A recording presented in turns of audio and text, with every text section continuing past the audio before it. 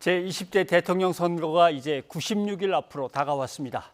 세한대 배정호 교수, 경제사회연구원의 김종혁 언론센터장을 모시고 대선 레이스 얘기를 나눠보겠습니다. 어서 오십시오. 예, 안녕하세요. 반갑습니다.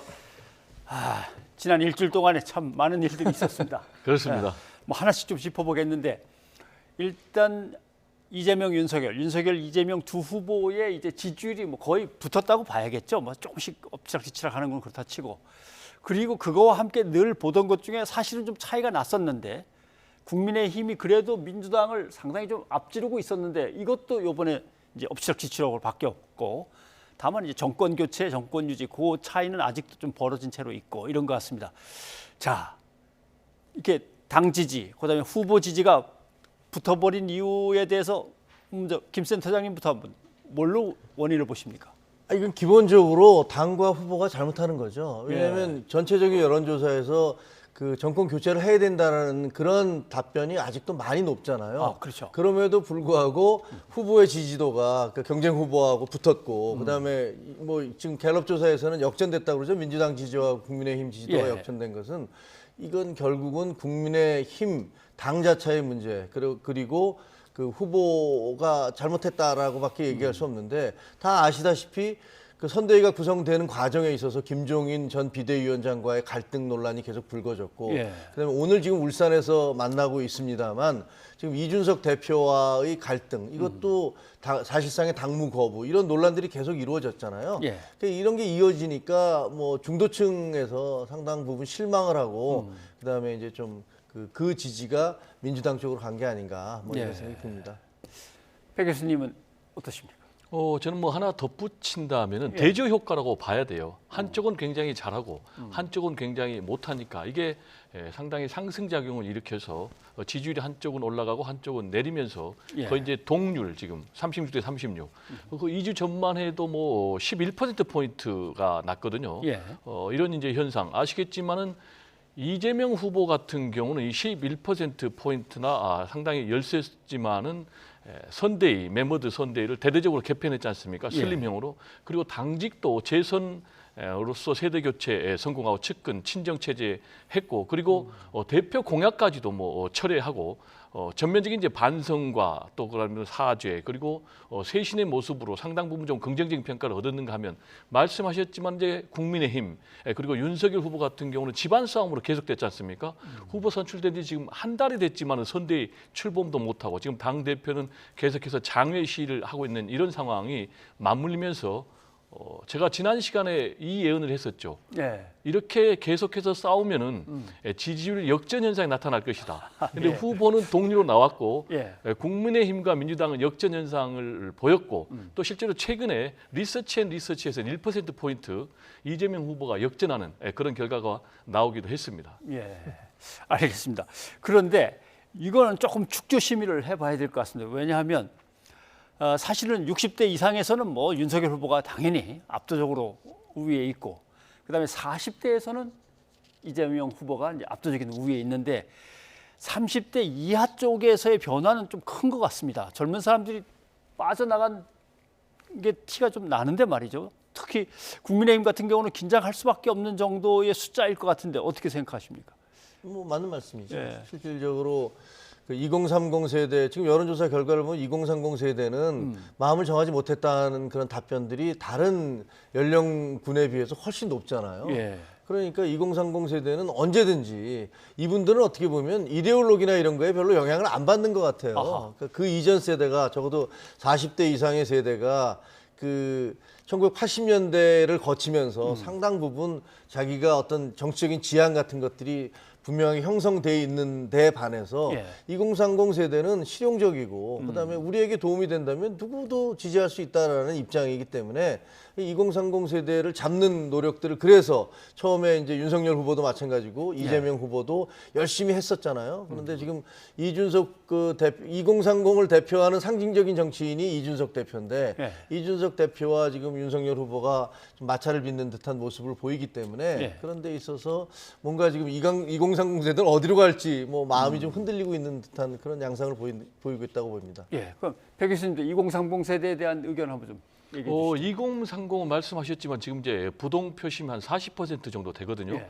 그리고 지지 후보를 교체할 수 있다도 60%나 되니까 이분들 같은 경우는 뭐 지금 진영이라든지 정당이라든지 이념과 상관없이 굉장히 실리에 입각해서 선택을 하니까 언제든지 후보의 정책이나 공약에 따라서 표심이 바뀔 수 있기 때문에 예. 이 표심이 누구에게 가느냐가 이번 대선의 승패를 좌우할 가능성이 있고요. 그리고 이제 또 50세대도 상당히 변수로 지금 분석이 됩니다. 586 민주화 세대인데 만약에 민주화 세력에 따라서 현 정권이 한번 더 해야 되겠다라면은 현 정권이 유리하겠고 아니다 정권 교체해야 되겠다. 라면 이제 반대의 결과가 나올 텐데 이번 이제 갤럽 여론조사에서 제가 굉장히 주목한 부분은 왜 후보를 지지하느냐라는 이유가 예. 이재명 그리고 윤석열이 전혀 달랐어요. 그렇죠. 이재명 후보 같은 경우는 개인에 좀 초점이 맞춰져 예, 지금 표가 있었단 나가고 말이에요. 있습니다만. 예. 보니까 이재명 후보를 지지하느냐라는 거 물어보니까 추진력, 실행력이 22% 그리고 직무 행정 능력이 15% 그리고 그동안 잘했다가 6%. 그래서 대체적으로 이재명 후보의 개인의 역량에 초점 맞춰져 있는데 그럼 왜 윤석열 후보를 지지할 거냐라고 물어보니까 정권 교체가 27%. 그리고 두 번째 공정과 정의가 11%, 새 인물이 7%. 그러니까 윤석열 후보 개인에 대한 그런 긍정적인 평가는 없단 말이에요. 그런데 여기서 주목해야 될 것이 뭐냐면은 정권 교체 여론은 17% 포인트나 높게 나타났는데 두 후보의 지지율은 동률이 나왔다는 얘기예요. 이 예. 얘기는 정권 교체 여론이 굉장히 높음에도 불구하고 이재명 후보가 개인기로 그 격차를 지금 커버하고 근데 있다라는 걸로 해석이 됩니다. 뒤집어서 생각을 하면 말이죠. 이재명 후보를 지지하는 이유 지금 화면에 나온 대로 쭉 보면은 추진력, 실행력 뭐 그동안 잘한 게 많아서 경력 등등등 나오는데 민주당이 내건 구호는 여기에 별로 들어가는 게 없고 국민의힘은 오히려 보면은 정권 교체, 공정, 정의 국민의힘에서 당에서 내건 구호들이 그대로 먹히고 있고 민주당이 열심히 좀 안 하는 것 같은데 뭔가 부족한 거 아닙니까 이렇게 되면 후보한테만 매달리는 것 같은. 지금의 여론조사 추세를 보면은 예. 민주당의 전략이 먹혀들고 있다고 봐야죠. 말씀하신 대로 지금 전체적인 정치 지형은 좀 불리해요. 두 가지인데 하나는 정권 교체 여론이 높고 두 번째로는 지난번 대선 때는 진보가 훨씬 더 우세했어요. 그러나 지금 이제 보수세가 더 강하니까 그래서 지금 이재명 후보가 내세우고 있는 것이 당대당 진영 대 진영의 대결이 아니고 인물 대 인물로는 나가겠다. 그래서 민주당의 이재명이 아니고 이재명의 민주당에서 그렇게. 이재명 깃발로 나가는데 그게 상당 부분 먹히고 있는 것 같습니다. 근데 국민의힘 입장에서는 이제 윤석열 후보라는 인물을 갖다 더 어떻게든 빨리 부각시키고 장점을 좀 내 보여야 되겠네요. 그렇죠. 뭐 그런 부분이 있는데 그 이재명 후보 같은 경우는 어떻게 보면 좀 제가 지지하지는 않습니다만 예. 좀 안쓰러운 부분이 있어요. 왜냐하면은 이번에 이제 조국 사태에 대해서도 이거 뭐 우리는 차별을 둬야겠다라고 얘기를 하고 그 이전에 그 문재인 정부가 했던 것들과 계속 차별화를 하고 있잖아요. 예. 그게 만약에 그대로 받아서 가면은 이게 좀 상당히 선거가 어렵겠다라는 생각 때문에 그렇게 하는 것 같은데 윤석열 후보는 이 조사에 따르면은 어떻게 보면 이제 본인의 역량이라기보다는 정권 교체에 대한 그런 교체를 원하는 국민들의 바람, 열망 이런 것들에 힘 얻어서 가는 게 많잖아요. 예. 그러니까 이 결과들을 좀 그 중히 생각하고 본인의 어떤 그런 역량 같은 것들을 어떻게 국민들한테 어필할 수 있을지, 그러니까 설득할 수 있을지 이런 것들을 좀 고민해야 될 것 같아요. 약간 여진이 있는 것 같습니다. 마지막에 잠깐 설명하셨습니다만 윤석열 후보에 대해서 새로운 인물 아니냐, 신선하다. 그동안 그렇게 달고 다른 정치인이 아니고 뭐 이런 것들이 들어있는 걸로 봐서는 너무 낮아요. 근데 7% 그래요? 밖에 안 되잖아요. 분발하면 좀 나아지지 않을까요? 뭐. 아니 그거는 뭐 물론 그렇죠. 왜냐하면 이재명 후보 같은 경우는 그동안에 성남지사 2번 하셨고 경기도지사를 하셨고 그래서 많은 사람들이 알고 있는 그런 정치인들이고 그러니까 더 이상의 변화 가능성은 별로 없어요. 그런데 윤석열 후보 같은 경우는 뭐 들쑥날쑥하고 좌충우돌하는 모습도 있지만 그게 잘 풀릴 수도 있고 또 안 풀릴 수도 있고 하는 부분인데 지금 현재는 좀 안 풀리는 쪽으로 그런 부분에 포커스가 맞춰져 있는데 그거는 이제 상황에 따라서는 또 잘 풀린 쪽으로 갈 수도 있으니까 제가 좀 첨언하자면은 윤석열 후보가 선거 전략의 방향을 잘못 잡고 있는 것 같아요. 그게 무슨 얘기냐면 지금 국민들은 보수의 대대적인 개혁을 원하고 있는데 본인은 이제 반문, 빅텐트 그리고 또 경선 과정에서 보수의 색채를 굉장히 짙게 하는 쪽으로 가고 있단 말이에요. 그런데 지금 나왔지만 새로운 인물이니까 7% 그리고 이준석 대표 30대 영선에 이런 대표를 만든 그 의미는 결국 보수의 대대적인 개혁을 바라는데 예. 그런 부분이 좀 제대로 반영이 안 된 결과가 아닌가 알겠습니다. 생각이 됩니다. 그러면 지금 윤석열 후보 쪽에서 제일 안 풀리는 문제, 선대위를 출범시켜야 되는데 당대표가 일단 뭐 특정 업무에 대해서 아무튼 기피하면서 지금 자명 중이었는데, 자 이제 오늘 만났는데 만나는 장면 다시 한번 보고 한번 얘기를 나누죠. 그래서 저는 만나고 싶습니다. 작금의 상황에 대해서 저도 좀 당황스럽고 제 스스로가 좀 이해 안 되는 부분이, 그러니까 뭐 그런 거를 오해라고 할 수도 있겠습니다만은 저는 이준석 대표에 대해서 오해를 한 사실이 없습니다. 저에 대해서 좀 아쉬운 점이 있다면은 언제든지 만나서 후보 측에서 이제 저희 관계자에게 만나자는 제안을 하면서 의제를 사전 조율해야지만 만날 수 있다고 했다고 합니다. 저는 거기에 대해서 굉장한 당혹감을 느낍니다. 저는 의제 조율할 생각 없고요. 저는 후보가 만나자고 하면은 제가 올라가겠습니다.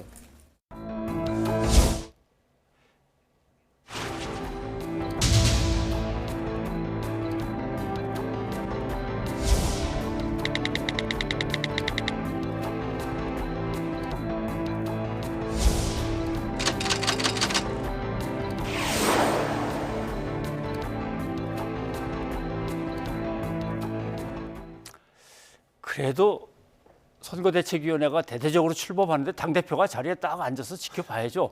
어떻게 하면 올라올 수 있겠습니까? 뭘 요구하는 걸까요? 아니 지금 만나고 있잖아요. 예. 근데 저는 결국은 봉합할 수밖에 없을 것이다라고 생각을 합니다. 왜냐하면 지금 정권 교체에 대한 그런 요구가 저렇게 국민적 요구가 많은데도 불구하고 만약에 윤석열 후보가 그 선거에서 승리하지 못한다면 예. 윤석열 후보는 정치적으로 이제 끝나는 거잖아요. 거기다가 그렇다면 이준석 대표는 정치적으로 살아남을 수 있느냐? 그것도 아니거든요. 그러니까 두 사람은 어떻게 보면 지금이야 티격태격하지만 결국은 2인 3각으로 갈 수밖에 없는 예. 그런 공통의 목표를 갖고 있기 때문에 그런데 사실 그게 봉합이 쉽지는 않은 게 사실이에요. 예. 오늘 이제 울산에 나가서 저녁에 만나고 있는데 저게 안 되면 만약에 오늘 저녁 회동에서도 저게 봉합이 안 되면 내일 아침에 언론 기사가 어떻게 나올지 이건 상당히 이제 누가 봐도 전부 다 이게 뭐 이게 결렬 이런 식으로 나오면 타격이 너무 크기 때문에 어떻게 해서라도 뭐 만들어내지 않을까 싶긴 한데요. 지켜봐야죠. 근데 떨어지고 있는 지지율에 다들 긴장하다 보면 봉합합시다 하루 서로 가지 않을까요? 저는 좀 만만치 않다고 봅니다. 그래요? 이유는 두 가지인데요. 하나는 오늘 만나기는 만났지만은 만나기 직전까지만 해도 예. 윤석열, 이준석 두 사람 다 행보가 좀 오락가락했어요. 안 만난다고 그랬다가 지금 만나는 쪽으로 오락가락. 이 얘기는 뭐냐면은 두 사람 다 입장이 정확하게 아직도 정리가 안 됐다라는 얘기고요. 두 번째로는 요구 조건이 굉장히 까다로울 거예요.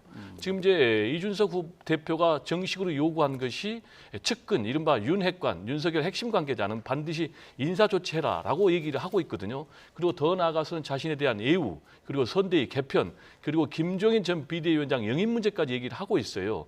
그래서 이 요구 조건은 어디까지 들어두느냐, 여기에 따라서 두 사람이 다시 손을 잡고 화합의 길로 갈 수 있느냐 없느냐가 결정이 되는데 이게 쉽지 않다 이런 근데 얘기죠. 큰 거를 갖다 이제 와서 틀을 막 바꾸기는 어려울 텐데 흔히 말하는 윤핵관, 윤캠프의 핵심 관계자라고 해서 계속 나름대로 이준석 대표를 갖다가 신경 쓰이게 하는 그 사람들에 대한 어떤 뭐 정리나 이런 것들은 좀 되지 않을까 싶기도 한데, 근데 또 윤 후보는 모르겠는데 대체 무슨 말을 하는 건지 이런 표정이에요. 어떻게 보십니까? 그러니까 이제 그게 그 언론에 이제 공개적으로 얘기할 때하고 또 두 분이 만나서 얘기를 하면 뭐 정말로 이 문제를 해결해야 되겠다라고 생각을 한다면 허심탄회하게 얘기를 하겠죠. 예. 나는 내가 들은 얘기는 이러이러한 건데 이런 부분이 있지 않았느냐라고 얘기하면 뭐 윤 후보가 뭐 언론에는 나는 그런 들은 적 없다고 얘기하지만 아 그래? 그런 얘기가 있었어. 나는 못 들었지만 만약에 그게 사실이라면 이거는 책임지게 하겠다라든가 어떤 종류의 그런 대책을 내놓겠죠. 그거 없이 만약에 그냥 덜렁 가서 예. 울산에 가서 만났는데 그다음에 아무 결론이 없다. 뭐 전혀 무슨 봉합된 게 없다. 그러면 그건 큰 문제가 생기는 거죠. 예, 알겠습니다. 그런데 사실 민주당도 지금 편치 않은 상황입니다. 그렇죠. 선대위원장을 이제 영입을 해서 제1호 인재 영입인데 뭐 사흘 만에 사퇴를 하게 됐습니다. 민주당 내부에서도 이게 사퇴가 맞느냐 아니다 뭐 도대체 누가 이거 검증을 한 거냐 분분한데 한번 얘기 좀 직접 들어보시죠. 네. 97일 동안 이재명 후보를 지지해서 도와주기 위해 선대위에 참여한 사람입니다. 당장 지금 공직 후보자도 아니고 국회의원 출마할 사람도 아닌데 10년 전 이혼한 사실을 가지고 이렇게까지 가족이나 개인사를 공격해야 될 사안인지 국민들께서 판단해 주시기 바라겠습니다. 안타깝게 안타깝게 생각합니다. 좀 더 신중하게 국민들께 염려를 드리지 않도록 잘 해주길 바랍니다. 예. 뭐 집권 여당의 선거대책위원회를 같이 끌어갈 만한 역량과 자질이 있느냐 이걸 갖다 이제 확 벗어나서 아주 사생활 내밀한 것까지 막 다 내놓게 하고 가족들의 막 사진, 자녀들의 사진까지 나오고 하는 그거는 뭐 도리가 아닌 어떤 좀 돌발적인 상황이라고 이제 접어놓고 근데 이럴 경우 당에서는 도대체 누가 잘못한 겁니까 정도는 정리를 하고 나가야 될 거 아닙니까? 그렇죠. 그런데 저는 이제 송영길 대표가 말씀하신 게 좀 납득이 잘 안 가는 것 같아요. 예. 공직 후보자도 아니고 국회의원에 출마할 사람도 아니다라고 얘기하셨지만 공동선대위원장이라는 그러니까 쉽게 얘기하면 정권 재창출을 하겠다는 그 당의 집권 여당의 공동선대위원장이라는 어마어마한 자리가 이기 때문에 이것을 그냥 공직 후보자 국회의원에 비교할 것도 되지 않고 10년 전에 이혼한 사실이라고 얘기하셨는데 사실은 이혼한 게 이혼 사실 갖고 얘기하는 게 아니잖아요. 이건 정치인의 도덕성을 가지고 얘기하는 건데 예를 들면 그 혼외자 부분은 어쨌든 그게 나중에 뭐 이혼 소송까지 갔기 때문에 그런 부분이 있고 또 하나는 그분이 제가 생각하기에는 송영길 대표나 민주당 의원들한테 사실 내가 이러이러한 일이 있다. 이런 일이 있는데 혹시 이게 문제가 되지 않겠느냐라고 밝혔어야 돼요. 그렇게 밝혔는데도 괜찮다. 우리는 그 부분을 돌파할 수 있다고 생각한다라고 해서 갔다면 문제가 아닌데 그 부분을 얘기하지 않았고 또 10년 전에 있었던 그것도 어떻게 보면 속였던 거짓말을 했던 부분이기 때문에 이것은 과연 그렇게 도덕성, 그분의 도덕성을 가지고서 집권 여당의 선대위원장을 할 자격이 있느냐 이런 걸 얘기하는 거지 이혼을 했다는 사실 갖고 얘기하는 게 아니거든요. 그러니까 이거는 조금 포인트가 잘못됐다. 알겠습니다. 일단 뭐 가족사에 대해서 너무 지나치게 폭로한다고 이제 내놓았던 유튜버들에 대해서는 뭐 고소행위가 이루어졌습니다만은 민주당은 이걸 어떻게 수습하면 되겠습니까? 일단 뭐 사퇴한다는 의사를 얘기했고 받아들이는 걸로 그냥 끝이 날지 아니면 그 이후에 또 후유증이 어떻게 남을지 어떻게 보십니까? 이 문제는 뭐 이미 정리가 된 거죠. 본인도 사의를 표명했고 또 정식으로 사의를 수용하기로 했기 때문에 정리가 됐고요. 다만 이제 말씀하신 대로 그러면 이제 제대로 검증이 이루어졌느냐의 문제가 남아 있는 거예요. 그래서 부실 검증 문제는 앞으로 재발이 안 돼야 되기 때문에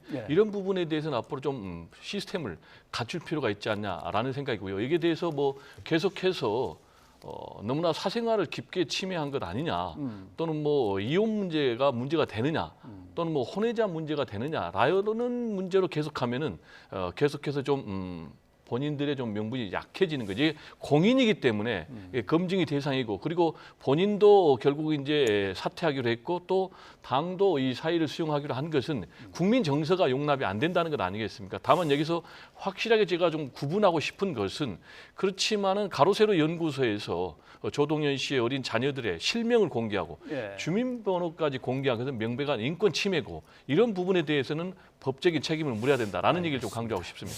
그런데 뭐 지금 여당에서 빚어진 일을 보면 누구를 공동 선대위원장 이렇게 큰 직함을 주려면 당무에 밝고 뭔가 경험이 있고 늘 함께 해왔던 누군가가 아니라 뭔가 이렇게 새로운 인물 그냥 약간 포퓰리즘 같기도 하고요. 그냥 괜찮아 보이는 사람을 확 데려다가 이벤트화 시켜가지고 사람을 갖다 그냥 이용하고 활용하는 거 아닌가. 그래서 과연 정치가 사람을 저런 식으로 활용하는 게 좋고 안에서 사람을 키울 생각은 안 하고 그러니까 민주당 내 젊은 사람들은 여지껏 열심히 달려왔는데 좀 허망할 거 아닌가요? 그 부분은 굉장히 맞는 말이죠. 특히 이제 2030 같은 경우에 일회용으로 쓰고 반짝 또 버리는 그런 부분이 여야 보수 진보 가리지 않고 있어 왔는데 이런 분들을 좀 제도적으로 키우기 위해서는 정치 스쿨 같은 게 예. 여야 모두 정당에 좀 자리를 잡아야 되는데 그런 부분이 좀 부족한 것 아닌가 김 생각됩니다. 선생님 어떠십니까? 저도 100% 동의를 하는데요. 예를 들면 뭐 속된 말로 사람들이 뭐 얼굴 마담이니 뭐 이런 얘기를 하지만 예. 그게 뭐 방송에서 쓸 표현은 아닙니다만 그 열심히 정당 활동을 하고 노력을 했던 사람들이 아니라 선거 때만 되면 근데 이게 사실은 어느 당만의 문제는 아니에요. 예. 지금까지 저희가 정치부 기자로 뭐 우리 배 선배랑 같이 오래 해봤지만 모든 당들이 선거 때만 되면 그렇게 사람들을 데려다가 얹혀놓고 그 다음에 헌신짝처럼 버리거든요. 그러니까 이런 모습들. 예를 들면 지난번에 이재명 후보가 광주에 가서 고3을 거기 고등학생을 선대위원장으로 공동 선대위원장으로 했는데 저는 그걸 보면서도 이게 저게 참신하다고 생각을 해야 되는 건지 아니면 야 이거 고등학생까지 저 고등학생이 공동 선대위원장으로 뭘 할 수 있을까라는 생각도 들어서 이게 어느 당의 문제만이 아니라 앞으로는 이런 식의 그냥 일시적으로 사람을 썼다 버리기 위해서 그 눈속임식의 영입은 안 했으면 좋겠다 이런 생각을 합니다. 알겠습니다. 자, 뭐 오늘 울산 모임에서 잘 해결이 되어서 이제 또 멋진 선대위 출범식을 저희가 볼 수 있기를 희망하죠. 배정호 교수님, 김종현 센터장님 오늘 고맙습니다. 네, 여기까지 감사합니다. 하겠습니다.